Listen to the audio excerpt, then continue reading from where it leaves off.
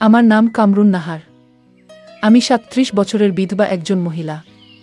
আমার দুটি সন্তান রয়েছে, এক ছেলে তুহিন, বয়স ২০ বছর, এবং এক মেয়ে শায়লা, বয়স ১৫ বছর।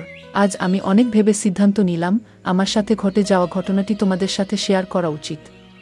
তাই বন্ধুরা, আজ আমি তোমাদের যে সত্য ঘটনাটি বলতে যাচ্ছি, সেখানে আমি এবং আমার ছেলে তুহিন রয়েছি। আমার বাবা মদে আসক্ত ছিলেন। আমার মা আমার শৈশব বয়সেই মারা যান। এরপর আমার বাবা কৈশোরে আমাকে বিয়ে দিয়ে দেন।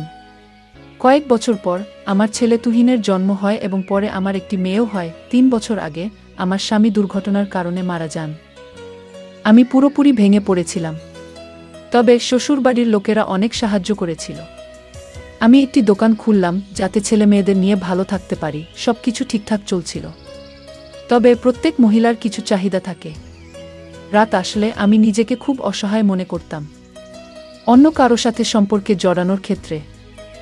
আমি ভয় পেতাম। এই অসহায়তাকে আমি আমার ভাগ্য হিসেবে মেনে নিলাম এবং সারা জীবন এভাবেই কাটানোর সিদ্ধান্ত নিলাম। আমি নিজেকে বোঝাতাম, তবে আর কতদিন? খিদের চেয়ে আমি বদনামকে বেশি ভয় পেতাম। তাই আমি আমার মনের খিদে কখনো প্রকাশ করিনি। তবে প্রায় ১ মাস আগে এমন কিছু ঘটনা ঘটে যা আমার মনের খিদে আবার জাগিয়ে তোলে। একদিন আমার মেয়ে স্কুলে গিয়েছিল এবং আমার ছেলে বাড়িতে ছিল। আমি যখন দুপুরে খাবার রান্নার জন্য দোকান থেকে বাসায় আসি, তখন আমি একটি চাবি দিয়ে দরজা খুললাম, যেটা সবসময় আমার কাছে থাকত। ভিতরে তুহিনের ঘরের দরজা অর্ধেক খোলা ছিল এবং সে বিছানায় শুয়েছিল। তুহিনকে এমন অবস্থায় দেখে আমার মনের ভেতর আবার বিষাদ জেগে ওঠে। আমার চোখ দিয়ে জল বের হতে থাকে। তবে সর্বোপরি আমি এই ভেবে নিজেকে শান্ত রাখার চেষ্টা করছিলাম যে আমি ভিতরে গিয়ে খাবার রান্না শেষ করব এবং তারপর বিছানায় শুয়ে পড়ব। কিন্তু আমার চোখের সামনে এখনও তুহিনের অস্তিত্ব ভেসে আসছিল। আমি নিজেকে নিয়ন্ত্রণ করতে পারছিলাম না। আমি আমার ইচ্ছেকে নিজেই শান্ত করার চেষ্টা করলাম, কিন্তু তবুও মন মানতে চাইছিল না।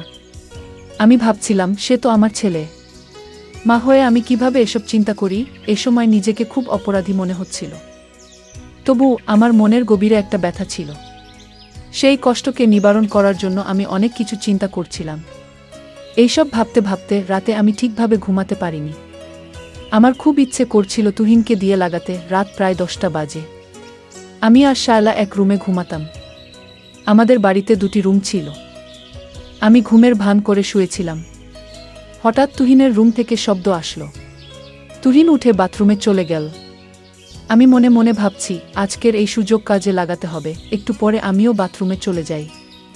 গিয়ে দেখি উনি চোখ বন্ধ করে আমার নাম ধরে ধরে কাজ করছে।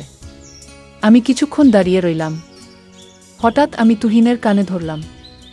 আমি বললাম, এসব কি হচ্ছে? তুহিন কেঁপে উঠল। ভয় পেয়ে তার সারা শরীর কাঁপতে লাগল। তুহিন বলল, মা, আমার ভুল হয়েছে। আর কখনো এমন কাজ করব না। আমি বললাম, এসব কয়দিন থেকে হচ্ছে?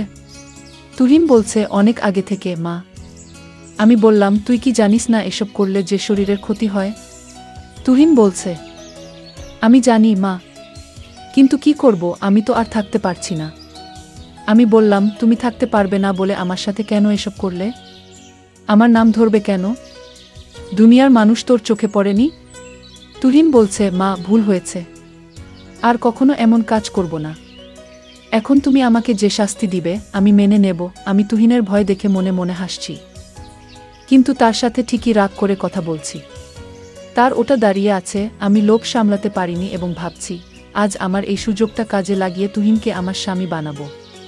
ঠিক আছে, আজ তোকে কিছু বলবো না, কিন্তু কাল তুই কলেজে যাবি না, তুই বাসায় থাকবে, তোর শাস্তি আছে। তুহিন বলল, ঠিক আছে মা, কাল বাসায় থাকব।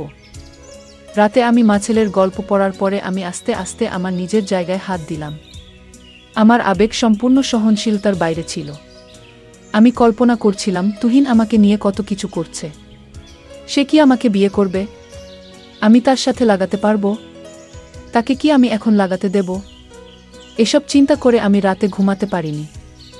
দেখা যাক সকালে কি হয়।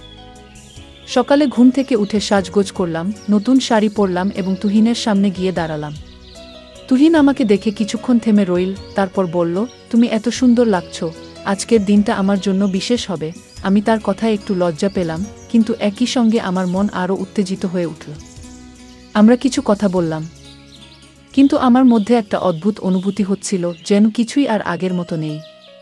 তুহিন আমার দিকে এক দৃষ্টিতে তাকিয়ে থাকল, আর আমি ভাবছিলাম, এই দিনটি কি আমার জীবনের সবচেয়ে গুরুত্বপূর্ণ দিন হতে যাচ্ছে।